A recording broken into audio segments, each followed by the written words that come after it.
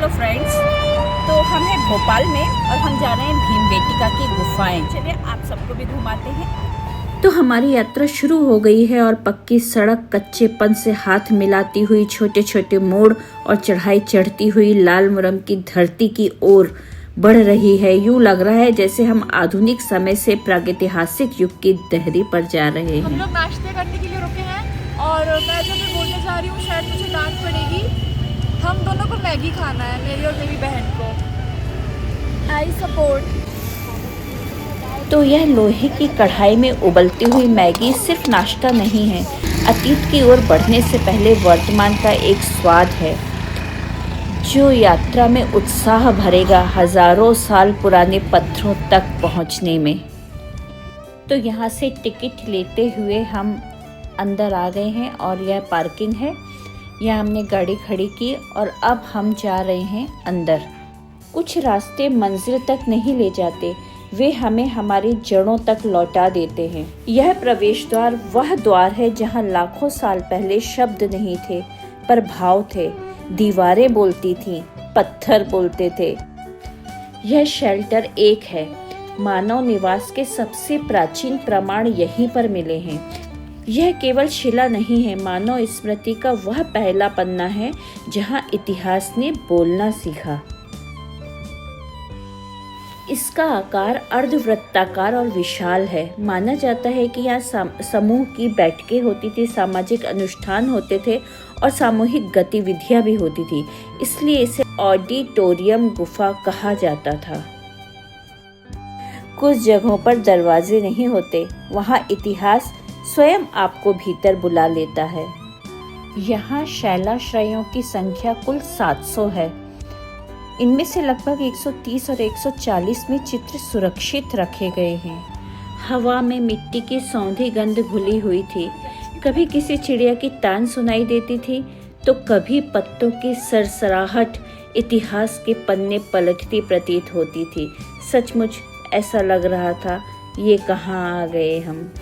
यह जगह सिर्फ देखने की नहीं है, महसूस करने की है। यहाँ की खामोशी हजारों साल की कहानियाँ सुनाती है।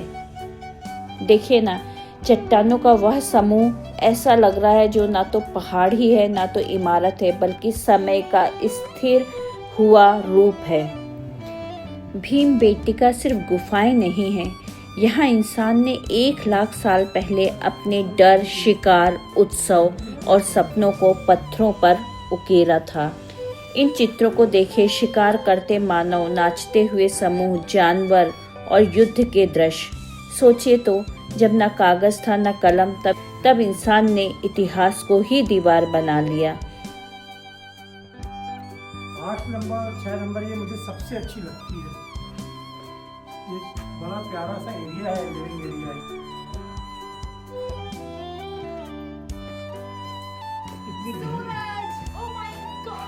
रॉक शेल्टर नंबर 10 मध्य पाषाण काल से जुड़ा माना जाता है।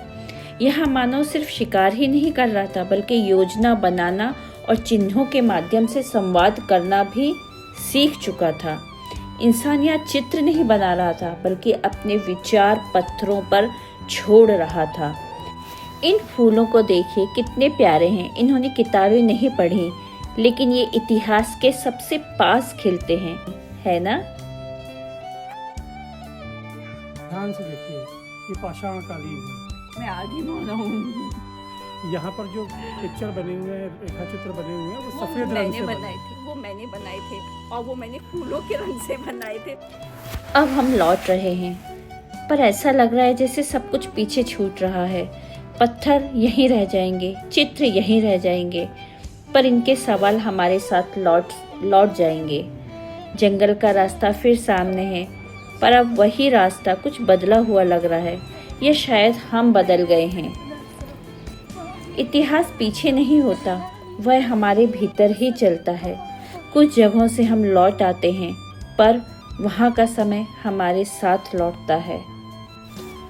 लौटते हुए इस प्यारे दृश्य को आंखों में बसाते हुए जा रहे हैं हम।